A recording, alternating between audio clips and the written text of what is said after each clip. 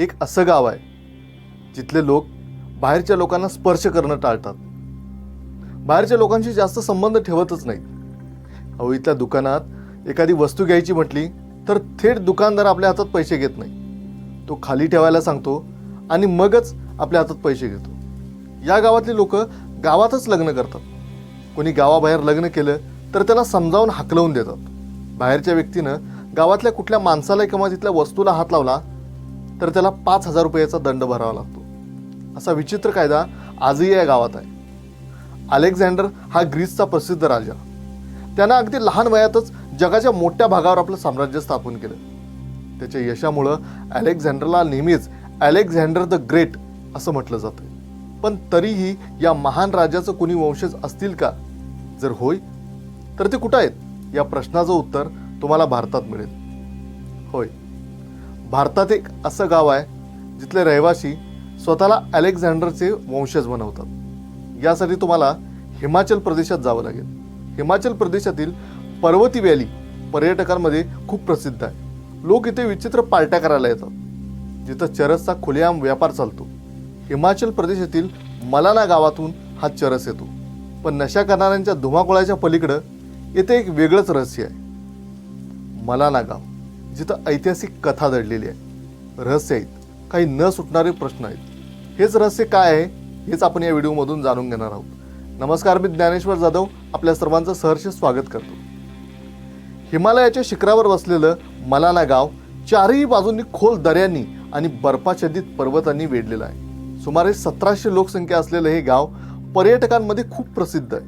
थंड वाऱ्याची झुळूक आणि उंच हिरवीगार घनदाट झाडं यांच्यामध्ये दिवस घालवण्यासाठी लोक लांबून इथे येतात। यावेळी ते पवित्र मानल्या जाणाऱ्या औषधी वनस्पती फिल्टर करतात, जेणेकरून ते मनाला सांसारिक बंदिवासातून मुक्त करू शकतील। मलानाचा चरस खूप प्रसिद्ध आहे। त्याचं मोठं सौंदर्य म्हणजे स्थानिक लोक ते हाताने घासून तयार करतात। मलाना गावचं सौंदर्य इथे विकले जाणारं चरस एवढंच नाही, या गावाशी निगडीत असलेल्या अनेक कथा आहेत जे इथे लोकांना आकर्षित करतात। असं म्हणतात की अलेक्झांडरनं भारतावर हल्ला केला तेव्हा त्याच्या काही सैनिकांनी मलाना गावात आश्रय घेतला। अलेक्झांडरची पोरसची भारतात लढाई झाली, त्यावेळी त्यांचे काही जखमी सैनिक लपून बसलेले मलाना गावात आले। मलाना इथले सध्याचे रहिवासी अलेक्झांडरच्या त्याच सैनिकांचे वंशज असल्याचं सांगतात। त्या काळातील अनेक गोष्टी गावात सापडल्या आहेत। गावातील मंदिरात अलेक्झांडरच्या काळातील तलवार ठेवल्याचं सांगितलं जातं। मात्र आतापर्यंत या गावात लोकांची अनुवंशिक वैशिष्ट्ये अलेक्झांडरच्या सैन्याशी जुळलेली नाहीत। या कथेचा आधार काय हे देखील इथल्या स्थानिक लोकांना माहीत नाही। लोकांनी आता हे सत्य स्वीकारलंय की इथले रहिवासी अलेक्झांडरच्या सैनिकांचे वंशज आहेत, पण या दाव्याचे समर्थन करणारे कोणतेच पुरावे सापडले नाही। त्या काळातील काही शस्त्रे आणि इतर गोष्टी आहेत, त्याचा या गावाचा संबंध अलेक्झांडरच्या कालखंडाशी आहे असं म्हटलं जातं। पण या कथेचं समर्थन करण्यासाठी कोणताच पुरावा नाही। पण अलेक्झांडरचे वंशज असल्याची कहाणी इथल्या लोकांच्या उंचीवरून योग्य ठरते। मग त्यांची भाषाही इतर हिमाचली लोकांपेक्षा वेगळीच आहे, त्यामुळं मलानी लोकांचं गूढ अधिक गहिरं होतं। मलानी गावातील लोक कनाशी नावाची भाषा बोलतात। स्थानिक लोक त्याला पवित्र भाषा मानतात। बाहेरच्या लोकांना ती शिकवली जात नाही। ही भाषा जगात कुठेही बोलली जात नाही। इथल्या स्थानिक लोकांना हिंदी सुद्धा बऱ्यापैकी समजते। स्वीडनमधल्या उपसाला विद्यापीठात कनाशी भाषेवर संशोधन सुरू आहे। भाषातज्ञ अंजू सक्सेना यांच्या नेतृत्वाखाली हे संशोधन केलं जाते। अंजू यांनी एकदा सांगितलं होतं, कनाशी ही भाषा झपाट्यानं लोक पावणारी भाषा आहे। ही चिनी तिबेटी भाषा समूहाची भाषा आहे, पण आजूबाजूच्या गावांमध्ये इंडो आर्यन भाषा बोलल्या जातात।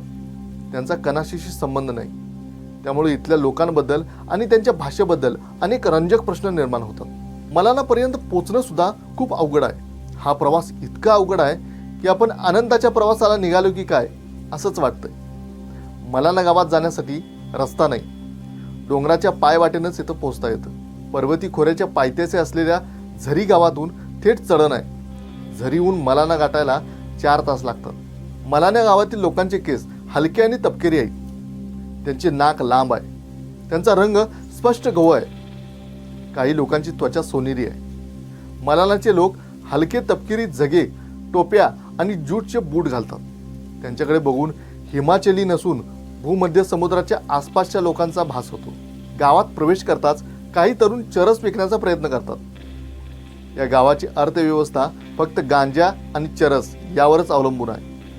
मात्र त्यामुळे लहान वयातच मुले अंमली पदार्थ विक्रीच्या व्यवसायात उतरतात। यामुळे ग्रामदैवत जमदग्नी ऋषींनी स्थानिक गुरूंमार्फत गावातील सर्व गेस्ट हाऊस बंद करण्याचे आदेश दिले होते, असे इथले लोक सांगतात। आता बाहेरचे लोक दिवसा या गावात येऊ शकतात, पण रात्री नाही। जमदग्नी ऋषी हे हिंदू पुराणातील खूप मोठं नाव आहे, पण मलानाचे लोक त्याला जमलू देवता या नावाने ओळखतात। इथल्या स्थानिक प्रशासन व्यवस्थेचा एक महत्त्वाचा भाग आहे।